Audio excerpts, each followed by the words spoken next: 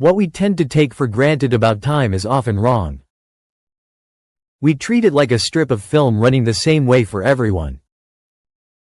1 minute here, 1 minute anywhere.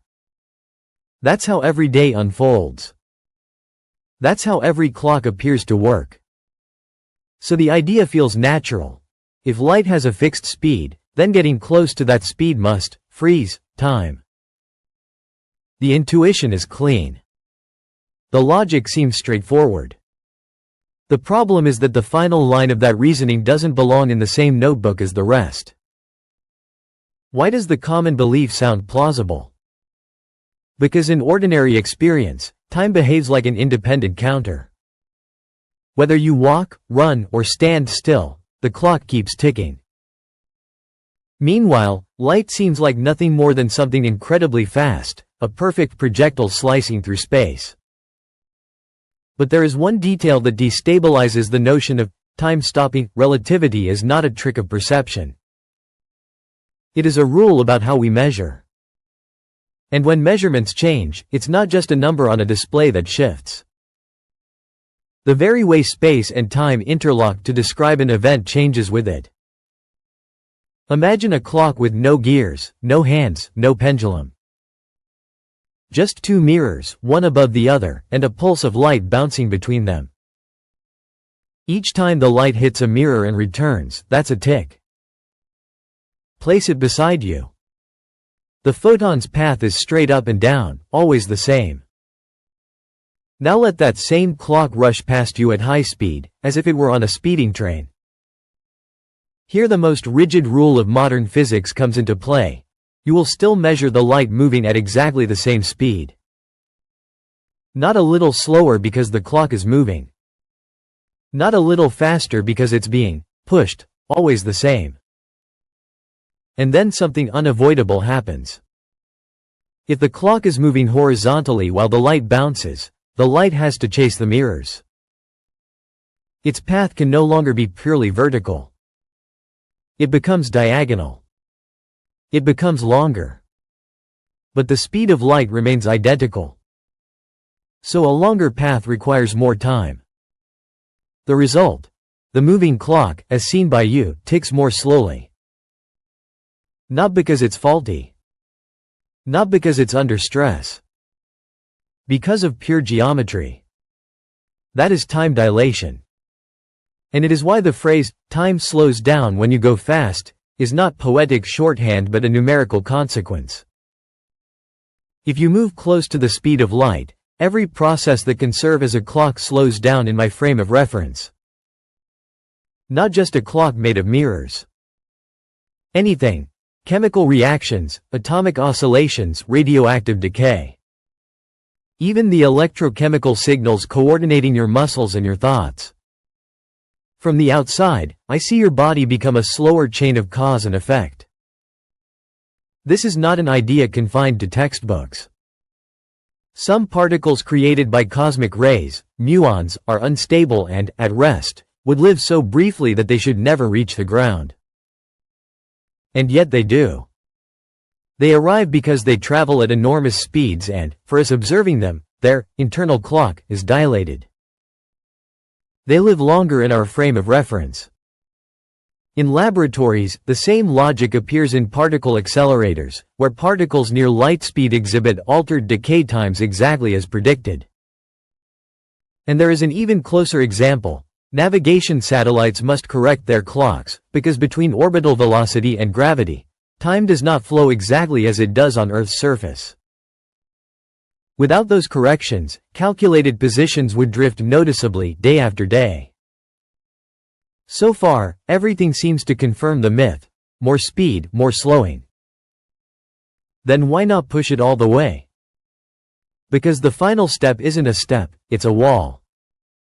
Anything with rest mass, even the tiniest amount, cannot reach the speed of light. This is not a limitation of today's engines.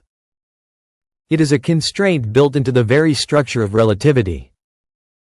The closer you get, the more energy is required to gain even a little more speed.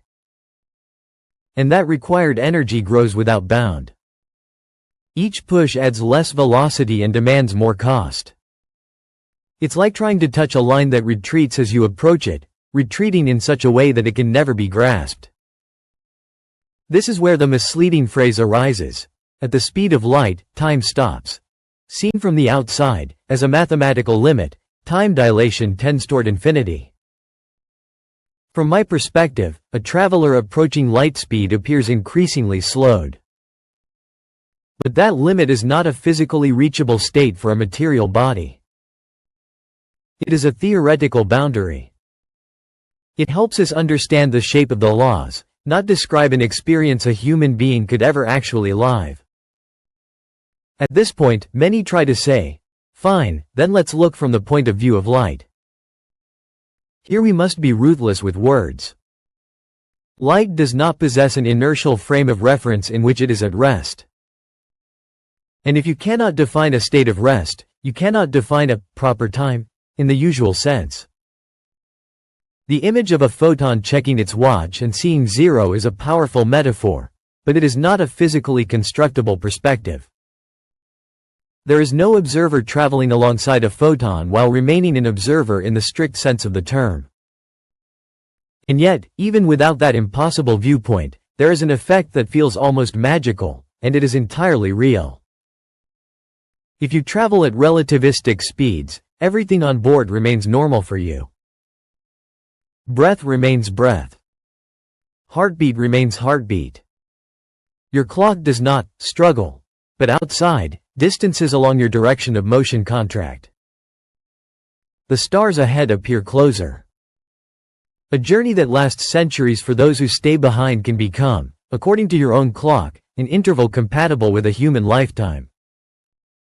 You have not surpassed light. You have changed the division of labor between space and time. Here the twin paradox enters, paradox in name only. One twin departs, accelerates, travels at extreme speed, then returns. Upon reunion, that twin is younger than the one who stayed. Not because they lived less intensely, but because they followed a different path through space-time. The symmetry breaks when the traveling twin accelerates and changes direction. They are not always in the same kind of motion. And when you run the calculations, there is no contradiction. Age is not a global absolute. It is the measure of a path traced through 4 dimensions. So yes, there is a way to take advantage of these effects. It is not freezing time to become immortal. It is leaping forward into other people's future.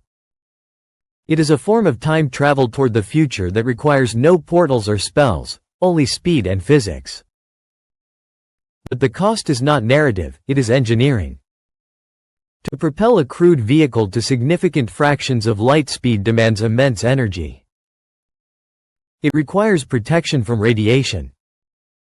It requires shielding against particles and dust. At those velocities, even a microscopic grain becomes a devastating impact. Above all, it requires a way to accelerate without destroying the human body, because accelerations that are too strong or too prolonged are incompatible with human physiology. When someone proposes an escape route, it often sounds like this: if we cannot race through space, perhaps we can bend space. General relativity describes gravity as the curvature of spacetime. If spacetime is a dynamic geometry, then one can imagine a bubble in which the vehicle remains locally calm, while space ahead contracts and space behind expands. In some mathematical solutions, this leads to effective motion faster than light relative to distant regions, without locally violating the limit. But here science becomes more demanding. Those solutions require extreme conditions, distributions of energy and pressure far outside the ordinary, often associated with the idea of negative energy or exotic matter. In quantum vacuum effects, there are situations where local energy can appear negative relative to a reference, but these are small, delicate phenomena, difficult to accumulate and control. Mathematics is not enough. An equation is not a ship. And even if a bubble-like geometry could be built, another guardian would emerge: causality. Shortcuts faster than light tend to open shortcuts into the past, and a reachable past brings paradoxes with it. Many analyses suggest that nature may forbid such configurations or render them unstable, precisely to protect the coherence of events. There is another confusion that fuels myths: slowing light down in the laboratory. When people speak of light slowed to nearly everyday speeds, they are not breaking a photon the way one breaks an object. They are sending a light pulse through a medium where the wave interacts with matter, is absorbed and re-emitted coherently, and the signal's information advances more slowly. The key point is that this does not turn light into a time shuttle. It is a behavior of a signal in a material, not a violation of the vacuum limit. It does not imply that one can build a light gate that cuts through time like a corridor. In the end, what remains is stranger and more beautiful than the original myth. Time is not a universal river. It is a coordinate that depends on motion and gravity. If you move fast relative to me, I see your processes slow down. If you look at me, you see mine slow down. The real difference emerges when symmetry breaks, when one of us changes motion, accelerates, turns back. Time does not switch off. It falls out of alignment. And that misalignment is not a marginal detail, it is a structural pillar of the universe. So the more accurate statement is not that time stops at the speed of light. The more accurate statement is that the speed of light marks a boundary between what can possess its own clock and what cannot, at least not in the usual sense. Bodies with mass can approach that boundary as closely as they like, but they never reach it. Light lives on that boundary, and precisely for that reason, it does not admit a point of view that would make it an observer like the others. What we can do instead is use relativity as a compass. Choose trajectories in spacetime that compress our travel time and stretch the temporal distance from those who remain behind. It is a pact. The more you accelerate toward the limit, the more you separate from the era in which you departed. And that is the real vertigo. We do not need to imagine a different universe. We only need to look at reality with the simplest and most destabilizing hypothesis. The time you feel flowing is not the universe's time. It is only your time. And when you try to chase the light, you discover that you are not chasing a speed alone. You are chasing the way the universe decides what now truly means. If you've made it this far, it means you love curiosity as much as we do. If you enjoyed this journey, leave a like, write a comment, and subscribe to the channel. It's the best way to support what we do. Your presence truly makes a difference. Until the next exploration.